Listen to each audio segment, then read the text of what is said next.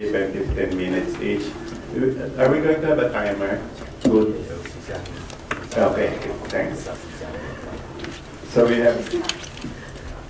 have for our first speaker, Cristina, Isabel, Cardozo, Saravi, who did a report for the first group this morning.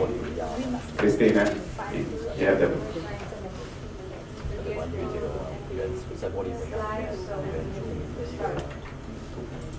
Okay, what we can do is do it in sequence. I'll just introduce the other ones.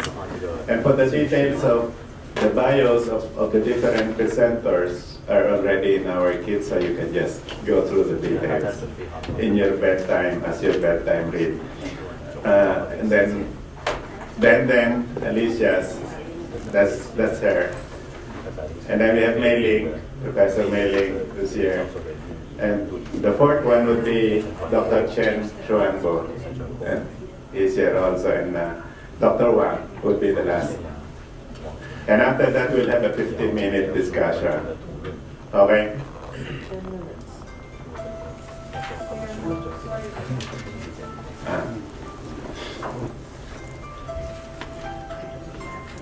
Yeah, we can. Oh. Then why don't you start it while we are awaiting for the technology to work. PowerPoint, so okay, that's there. Okay. Yes, please.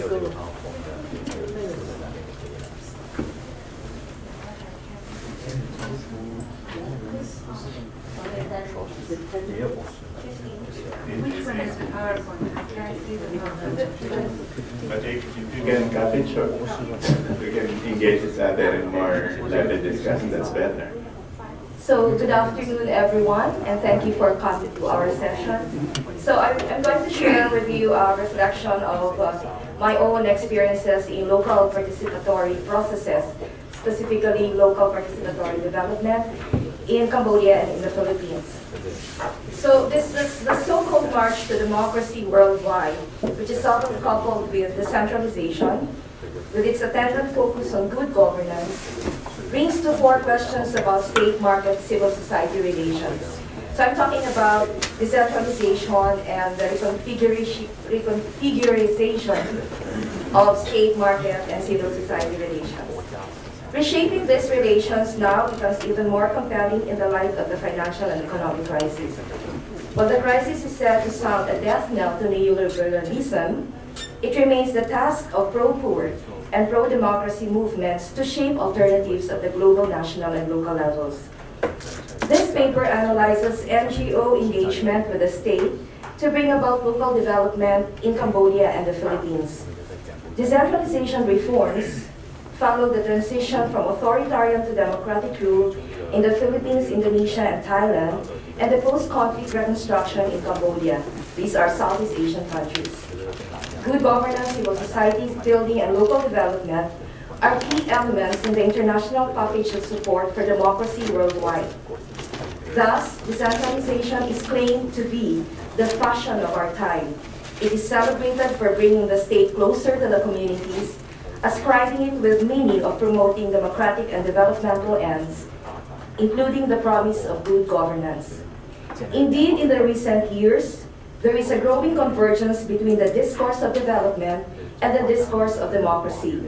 The shift to the rights-based approach to development allows NGOs and donors to engage in the politics of poverty. The search for a more meaningful democracy and sustainable development allows democratic activists, NGOs, and social movements to bring back the people's voice in democratic institutions through participation. Such parallel discursive movements find a meeting point in participatory local governance, the reconfiguring of central local-state relations, and state-civil society relations facilitated by decentralization reforms. In Southeast Asia, Cambodia and the Philippines present useful and relevant settings for learning lessons from on civil society engagement of local governance and local development in the context of decentralization. In these countries, NGO and ordinary citizens' participation in local governance had been institutionalized, and NGOs have undertaken a variety of participatory local development strategies. The question is, To what extent are these participatory initiatives bringing about inversion of governance priorities in favor of pro-poor and sustainable development outcomes? Consciously reminding ourselves of this key question is deemed critical at this time when the participation mantra has seeped through the various governance and development discourses. The preponderance of participatory programs promoted by different groups with diverse and sometimes conflicting interests has pointed to the malleability of participatory processes. Elsewhere, we have concluded that decentralization does not automatically lead to democratic deepening. In this, in this paper, I argue that participatory development process does not always lead to pro-poor sustainable development outcomes. So local participatory development planning in Cambodia. Cambodia, do you know Cambodia? Okay. Cambodia is regarded as a paradigmatic case of a new world order wherein the United Nations became an interventionist for peace, command economy of a say, and democracy a new game worldwide. The country was a test case for post-conflict reconstruction, and as such was at the receiving end of an unprecedented volume and form of international assistance, making it an aid-dependent community. In less than a decade, from 1995 to 2003, more than $4 billion in aid was infused in the country, which had distorted the economy. The outpouring of international aid went into reconstruction and development work, which in the early 1990s were spent mostly on humanitarian and relief work in the country's border provinces with Thailand. After the UN Transitional Authority in Cambodia sponsored elections in 1993, more bilateral and multilateral donors with sizable budgets came together in Cambodia to assist in the transition to liberal democracy and market economy. There was a surge in international and local NGOs working on various development themes as donors directly channeled aid money through NGOs in the hope of developing Cambodia's civil society. From 40 NGOs in 1990, international and local NGOs in Cambodia increased to over 600 active ones in 2007. The NGOs have played a key role in the way development work progressed in Cambodia from the 1990s until now. However, by the early 2000s, major donors looking for measurable impacts have begun to be skeptical of the effectiveness of NGOs in bringing about development results and political reforms. Such skepticism, coupled with shifting donor priorities, hastened a growing emphasis on the empowerment of local authorities and groups through the process of civil society development and championing of decentralization. Thus began the push for decentralization reforms in the country, which was institutionalized through the passage in 2001 of two laws, the Law on Election of Commune Sangkat Council and the Law on Administration and Management of Communes or Sangkats. In 2002, after long years of war and conflict, Cambodia had a taste of local democracy with the first commune elections. At the outset, decentralization was purposely crafted for poverty reduction through increased service delivery and local investment. By allowing citizens to participate in local development planning, the designers had hoped that imbibing a sense of community ownership the development path will churn up favorable outcomes to alleviate poverty. The other two implicit aims of decentralization were to enhance collaboration among the political parties and to build a culture of peace. These were seen as necessary remedies for a country coming out of a conflict situation. As the decentralization reform progresses, its aims have shifted to promoting democratic development.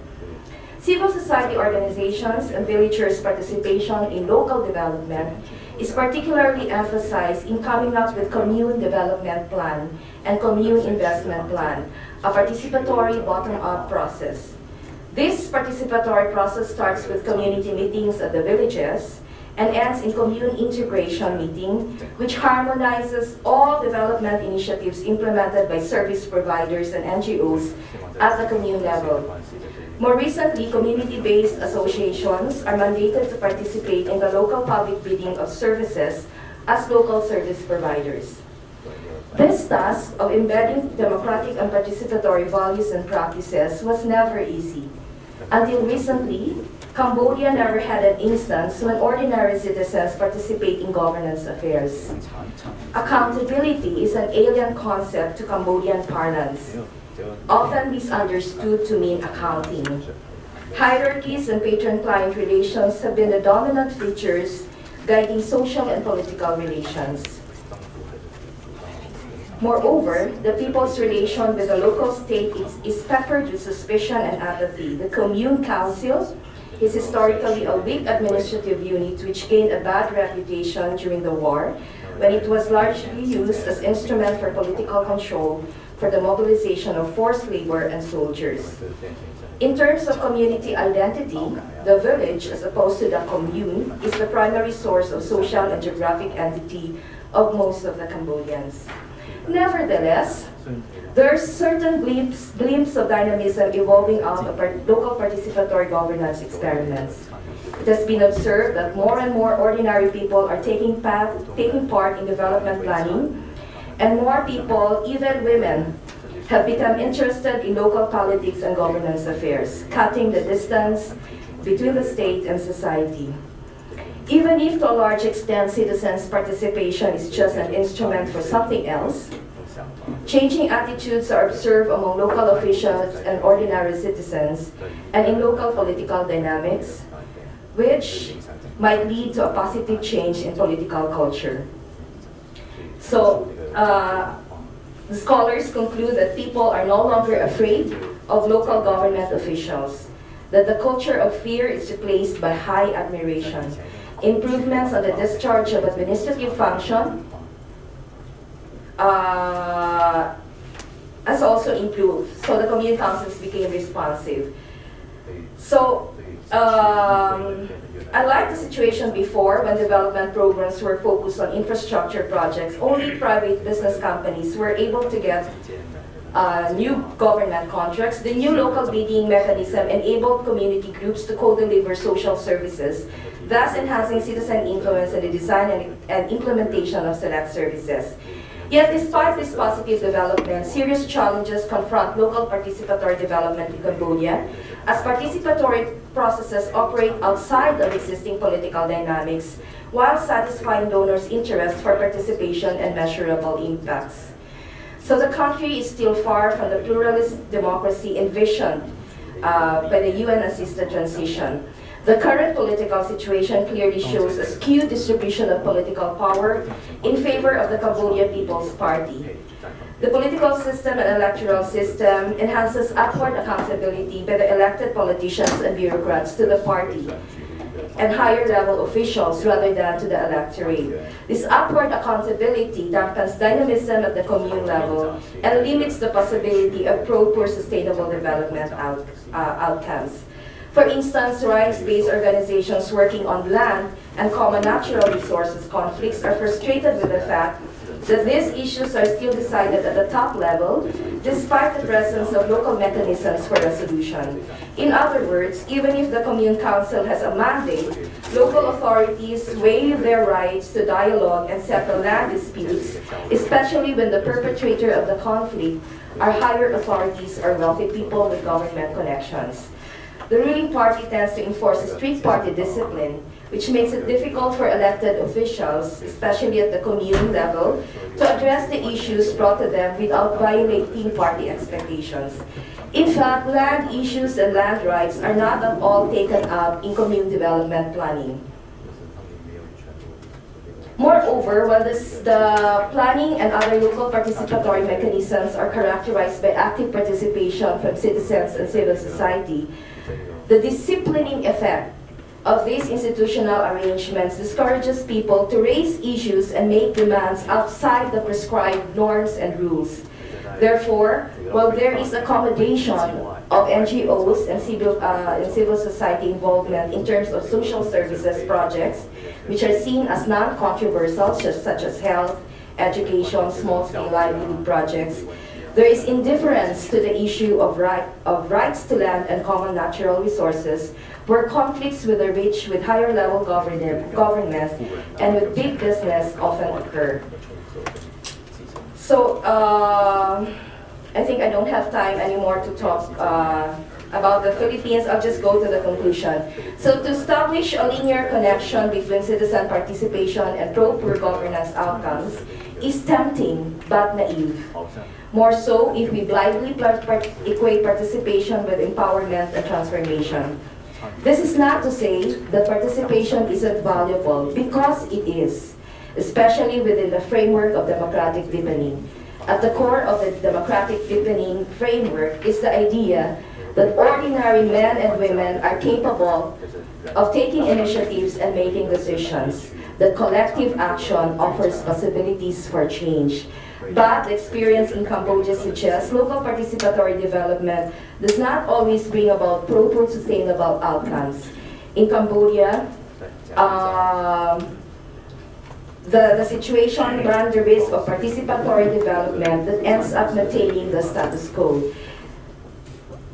So this suggests that there is more to citizen participation than just participating in a participatory process. Thank you. Thank you, and then we can hear from Bolivia, Cristina. Thank you. I'm sorry that I haven't started when I was, but we had a little problem with it. It does happen, even with ADB and high-tech institutions. I want to show you, this is a Titicaca Lake that is between Bolivia and Peru.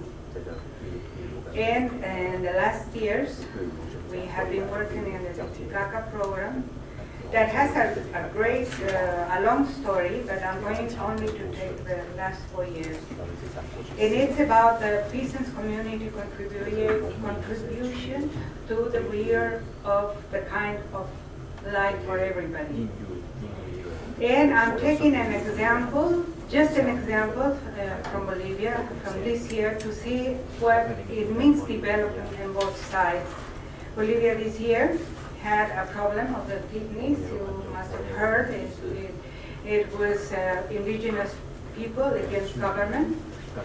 And it was because of the simple reason that they wanted to make a road through a national park which has diversity of everything, and it's a real big park. Besides, it's an indigenous territory that it's been mentioned by this actual government to say that the indigenous territory was not to touch because they had the right to live in there and they had the autonomy to decide for them. Anyway, this year the road was the problem and indigenous people were to defend their habitat. The government on the other side would say the road is important. We know that it's going to cross the park, but it is important because we are going to do development. The connection between Brazil the connection of Brazil to the Pacific Ocean will make a transport of products from Brazil through Bolivia, and this would be important because you can have lots of employees and the use of national resources from this part. What we are supposed to see is that what you're doing is merchandising the market. And the government sustains that this is important because the indigenous people can have development from this national park. Basically, the concept shows that the development can plan their national wealth and the life of the people, transform everything into commodities, and they can be bought and sold, and ignoring the estimated value of nature and the creative lives of indigenous people.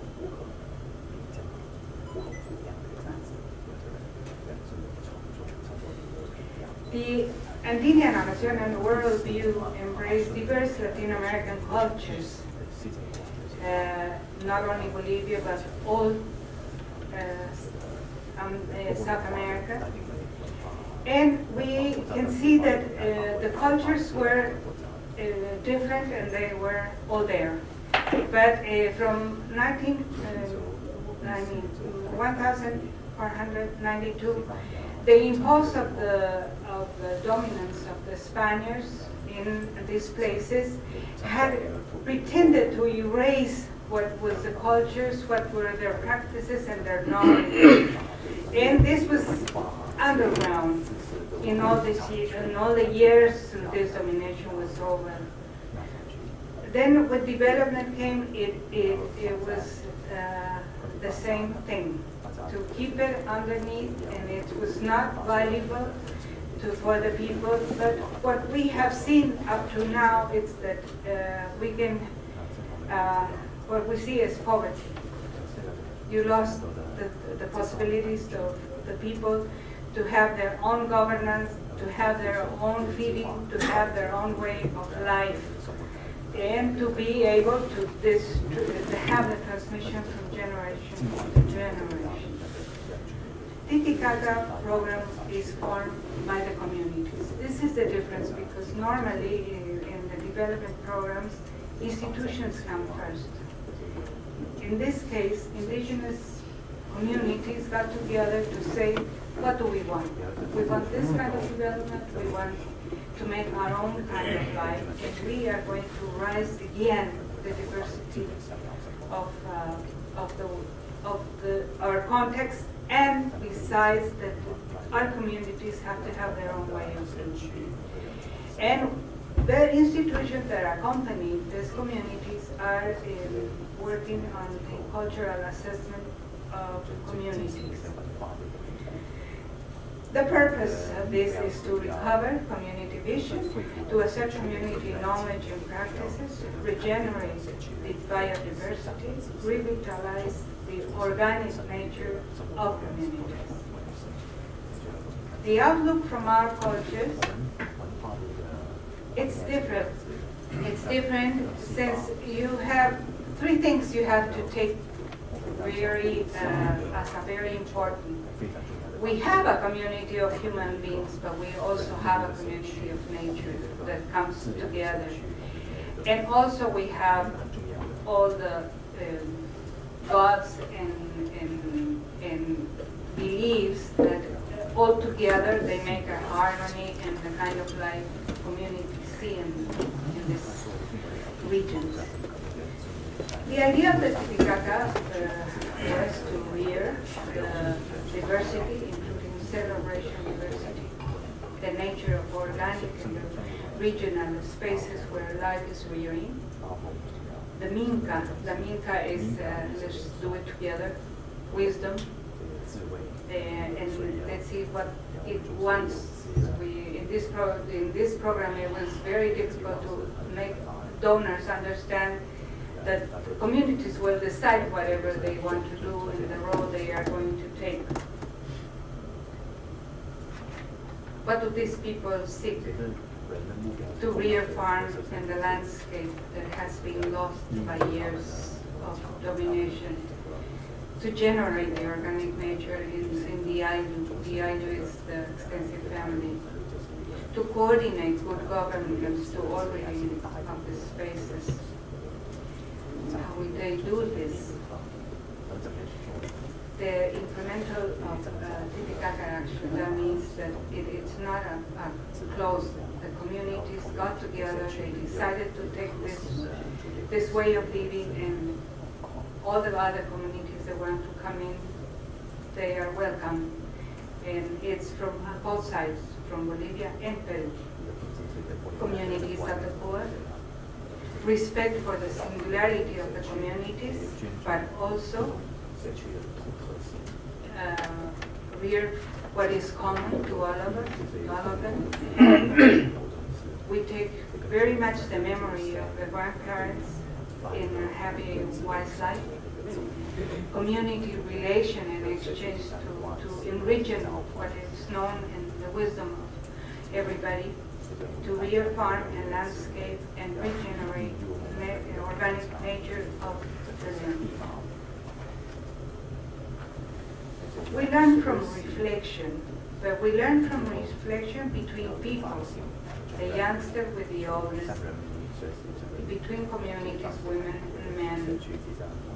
It's a learning of everybody with everybody. It's a culture, they have cultural searching initiatives to bring back all the things they used to do. Some of the things they don't do anymore, like let's say variety of potatoes that have been lost, now they are trying to keep them back. How to keep water from drought. There's another way of learning. It's the visit to internships and show everybody shares what they are doing, and if they can take from one place to another seeds, they will do it. They exchange not only that, but the affection of being close together and be able to learn together. The reflection meetings are a way that people can see what they want to do and how they are going to keep on going. Yeah, they are not against the vision of the Occidental way, but how to talk with the Occidentals is very important. Promoting and divulging all these things that they do. Picnics in Bolivia was a conflict. It was a side of the development in the capitalism way. But it's not the way of the indigenous people, how the indigenous people see the solution to their habit and the environmental crisis for the survival of the world. Development, the way it's being managed today, brought and will bring poverty to the majority. If we don't think in other ways of life. Cultures around the world have an answer in their knowledge, wisdom, and practices that could make the difference. Thank you very much.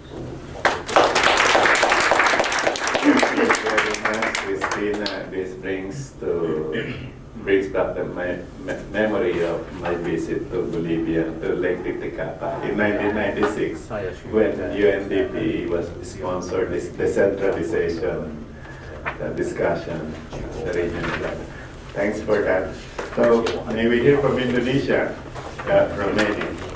Okay, thank you, Moderator, and thank you all for listening to us. We thought it was only the speakers who were going to be here. Thanks everybody for joining us. I was given the title, and I thought, what shall I write about? And I focused on the end of the title. The title that was given to me is, well, I can just talk about it. It's Participatory Approach in Rural Poverty Alleviation and Women's Empowerment in Indonesia. And I wanted to focus on women's empowerment in Indonesia. So for that, I thought I'd better, let me tell you a little bit about Indonesian society. In general, Indonesian social norms dictate that women are subordinate to men. With development efforts, additionally promoting democracy and good governance, Indonesian women are slowly appearing on the public scene. Success stories have been recorded on women's financial acumen. There are all kinds of stories like that. Some of them, I think, are more propaganda than real. So I won't go into it. At a more limited scale, gems are found among women leaders in public positions. Next, please. There's a national program called Community Empowerment National Program. It started in 2006. Some of you may also identify with similar programs in other places, I think. In Indonesia, we call it PNPM. It started in 2006.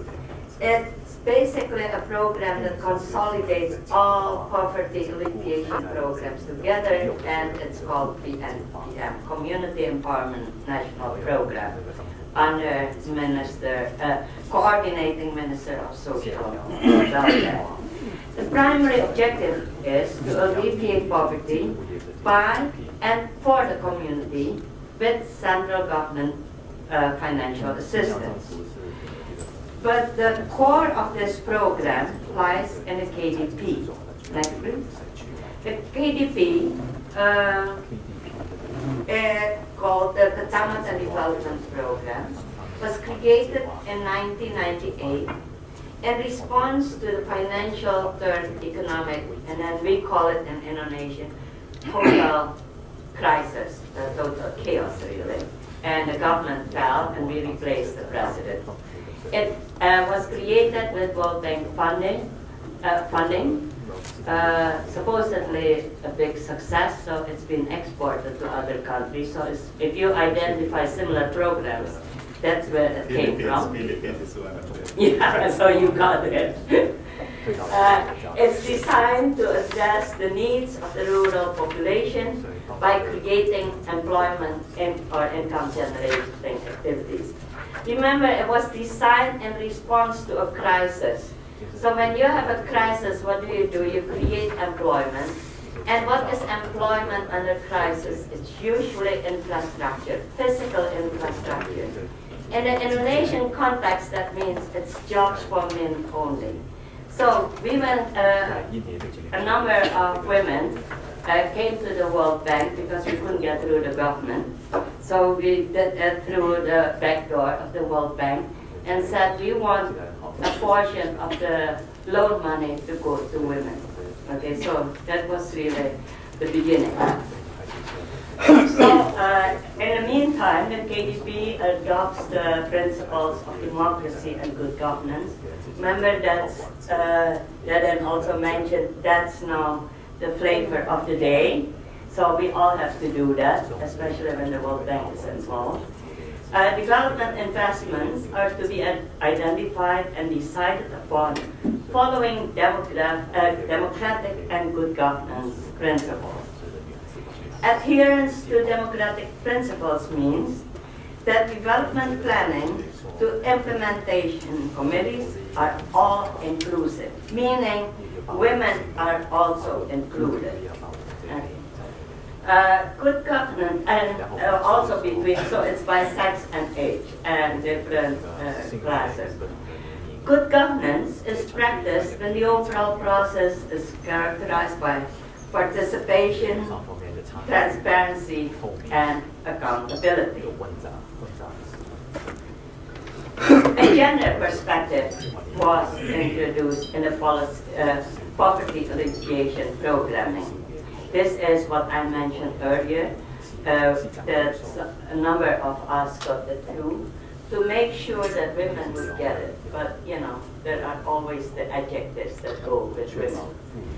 So, as construction is a strongly male industrial segment, following the KDP, PM2 allocates for women microcredit scheme. So I said, why for women it has to be micro? Not only that for women it has to be micro, but there are other conditions also, other strings attached. This is a women's empowering scheme. For women having their own income earning opportunities, it does give them better bargaining within the family as well as in society. In Indonesia, there are very many ethnic groups, some more patriarchal than others. In some, like on Java, women are in the physical market, like in most of East Asia. And except for Aceh, which is more, we call it Mecca, what is that? It looks to Mecca, and so there women are far more suppressed there. And in some areas of some ethnic groups in the East are also suffering from that. Okay.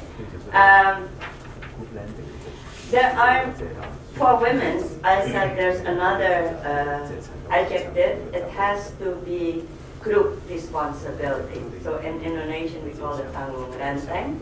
There are many success stories of the impact of the program on improving the well-being of its members and the wider community. More important, providing Indonesian women with credit or actively participate in the market strengthens her bargaining position, as I said before. Next, please. And that she also has a voice in the public domain.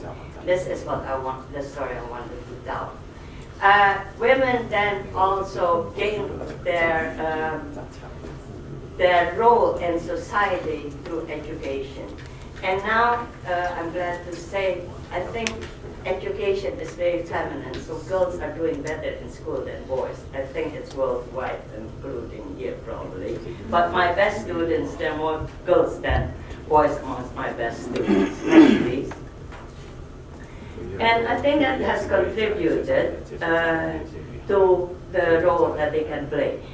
And there's one NGO, okay, that was established with Japanese funding called PECA to help women-headed households initially. That's how it started. Through providing microcredit schemes, but then also later just basic employment. Next, please. PECA acts as facilitators, not widely available under the government PNPM program, so there's not enough facilitators when you go to the rural areas, okay? And that's what they provide. And they provide empowerment for leadership issues. Next, please. And this, I was very impressed because she lives in a very patriarchal society where it's still very ethnic. Like her father was killed for, she doesn't know why. Her husband got killed for also no reason that she knows of. But she comes from a very isolated village and managed to finish high school. And this is a picture of her becoming village head. Next, please. She was born in a far-off island of Flores, where patriarchal relations are very strong. She's the fourth child of 6 siblings. Her mother and siblings made it possible for her to complete high school. Next, please. Like her mother, she was also a widow. One day she was advised to try to run for village head in an area where this was an anomaly of having a woman as head of a village. With the assistance from PECA to encourage her and prepare her as well as campaign for election. Mrs. Lowley won with a landslide victory, 260 to 60 votes, unbelievable. She gained increasing trust from her fellow villagers as she applied rules of good governance, fostering participation, transparency and accountability, and utilizing public funds. This is a program also funded by the government. Her even greater success has been her coming to Washington to a meeting at the World Bank. Next, please. There are many success stories on government programs, including those focusing on women. Among my acquaintances, I know of no other NGO that has continued the struggle to fight for women's rights for this long. They've been in the field for the last 20 years. Neither have I been able to identify other similar stories of success. There's a crying need for similar NGOs like PECA to empower women, especially in rural areas. Thank you. Thanks, Mayling. Dr. Chen, let's hear about the peasant workers in rural-urban space in China.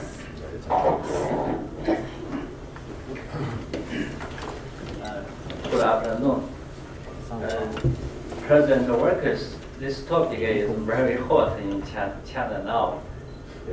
Lot of the literature, even books, medicines.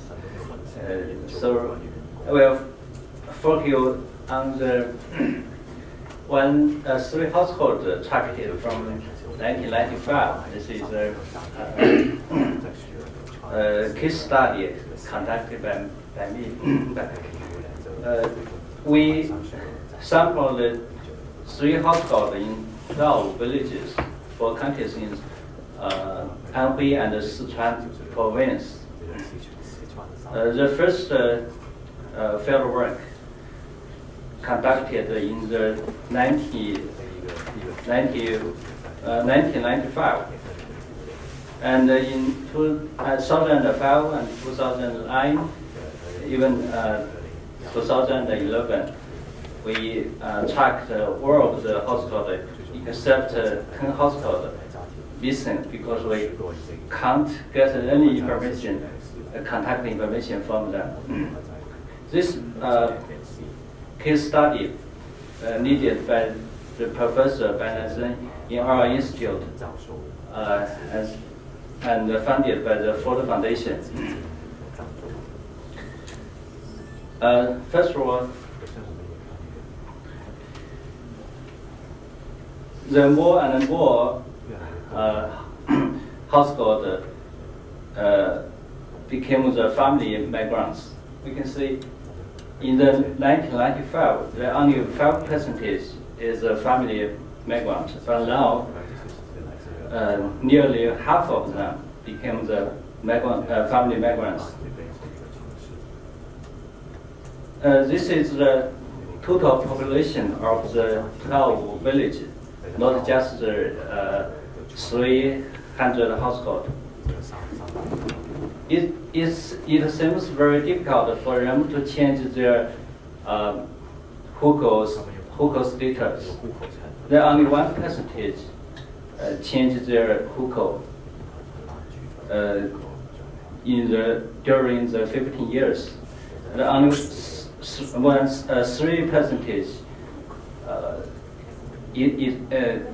We asked the village leaders. They estimated that they want to go back again, about 3%. And the obvious change is at the house. You can find the very, very beautiful house in the villages, or is empty because most of them are the family migrants in the cities. And another change happens during recent years is when more and more households purchase a house in the urban areas. In our 300 households, there are 30.8% purchase their house in the urban areas. We classified the household into 6 categories, and then we try to find which kind of the household or work status purchase the household in the cities. It's the half of the entrepreneur purchase the household in the urbans. And they are very small and skilled workers, just 2% by the household in the urban areas. And it's the same partner, or the same household purchase behaviors, maybe depends on their income. And then next, we just want to know after 50 years, their working status mobilities. Nearly half of the farmers still the farmers in the 2010, while 1/3 is still the unskilled workers. The skilled workers, 2/3 of them still skilled workers in the 2010. The entrepreneurs, it seems very risk work status. There are only 18% still entrepreneurs after 50 years. This is intergeneration mobility. And we found that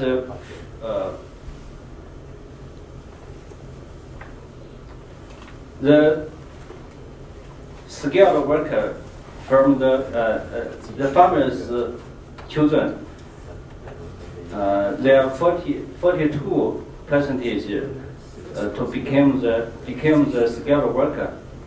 Well, the skilled migrant workers' children, 69% still the skilled migrant workers.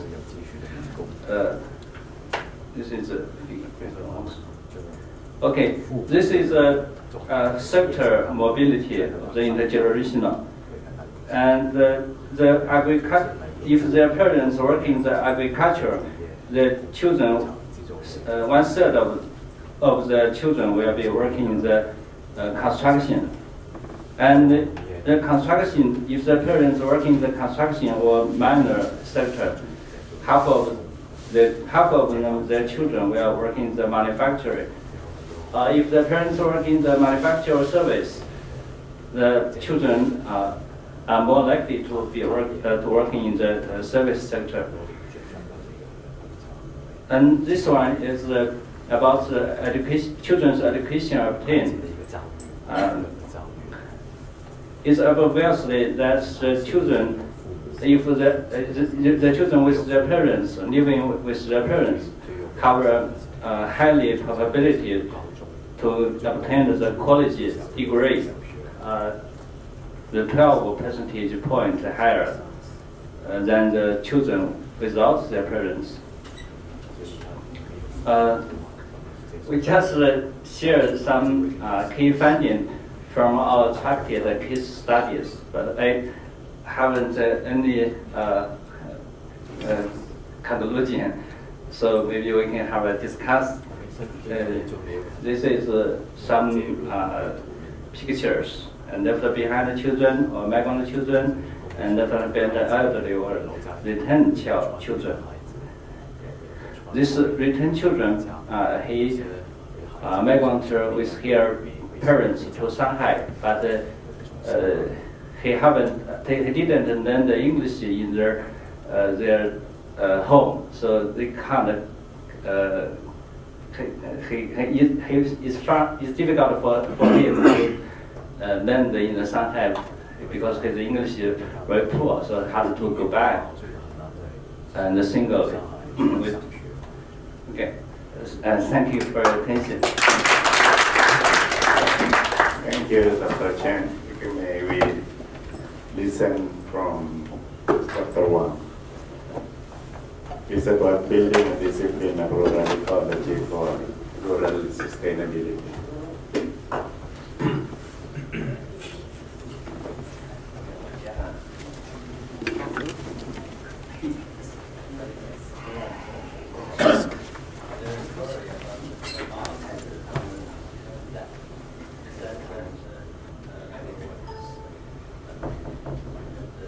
Thank you, Chairman. Thank you for your attention, my dear friend.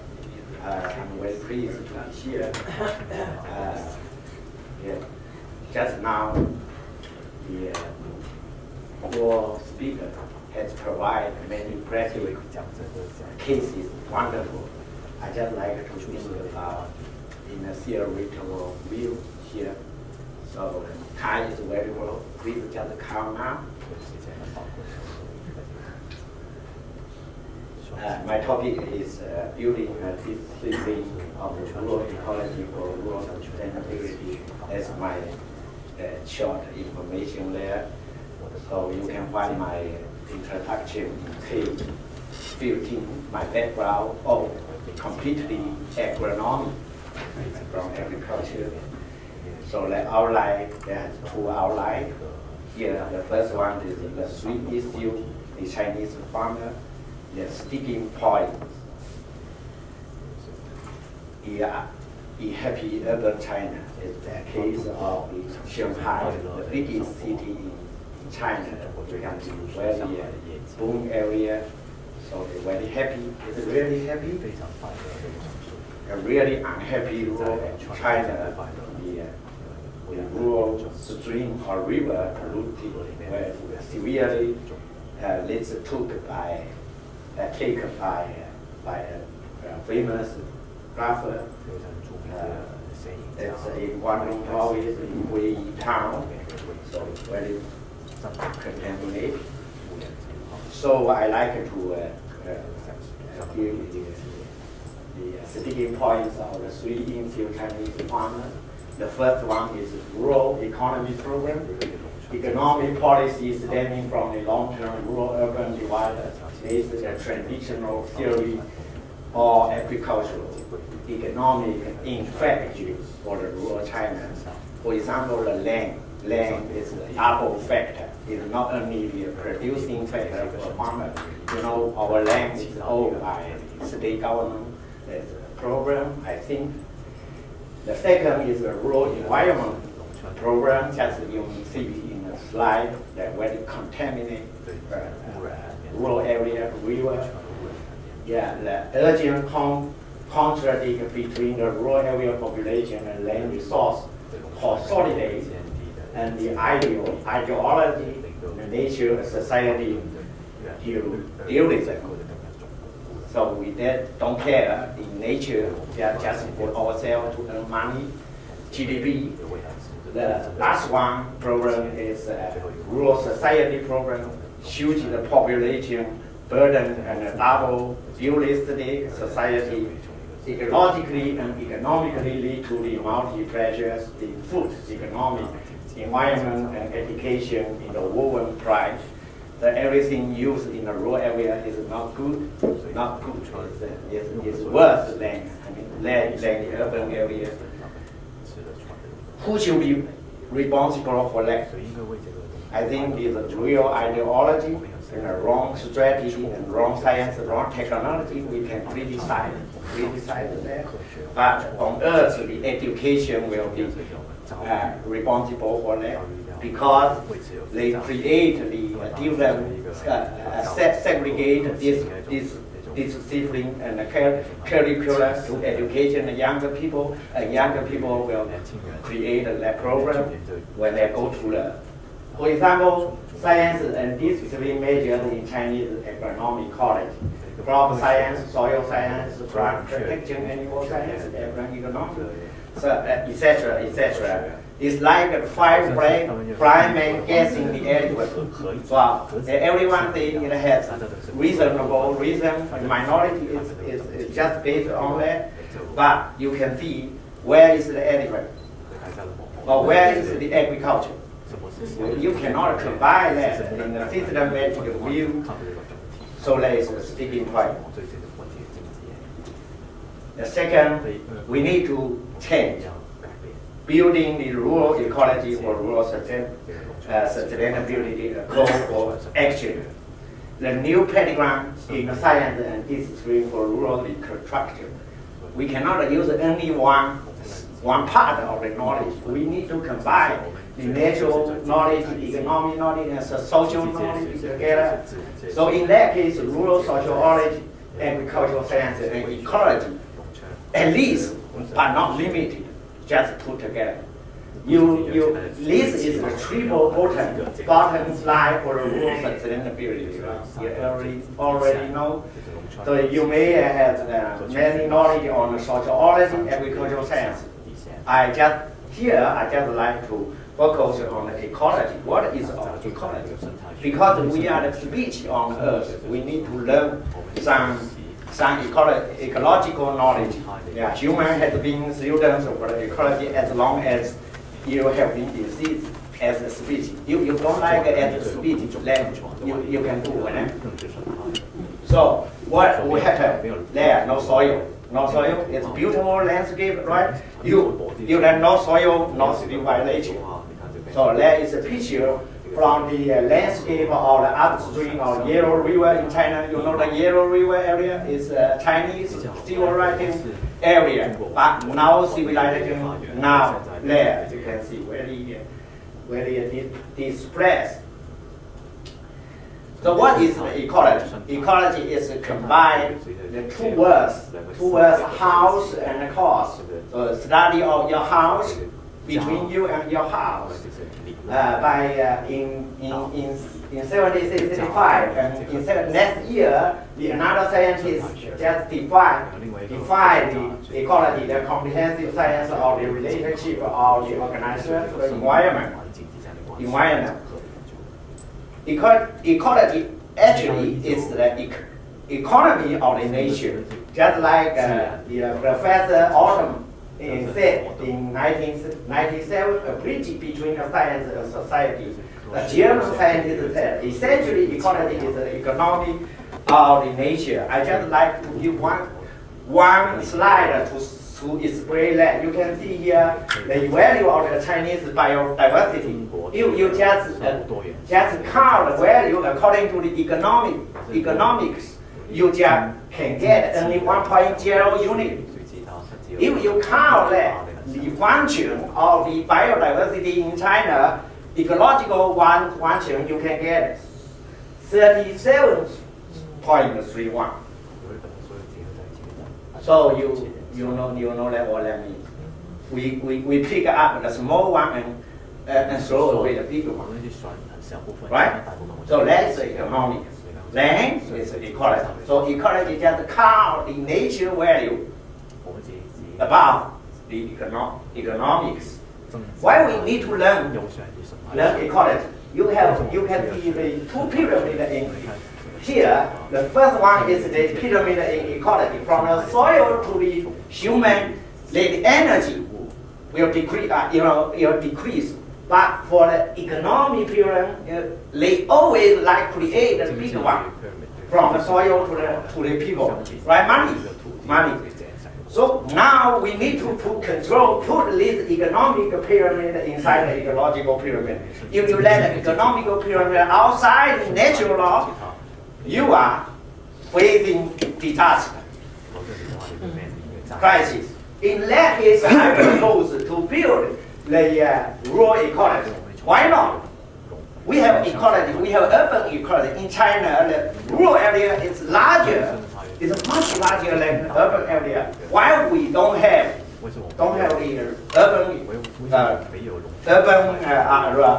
rural ecology?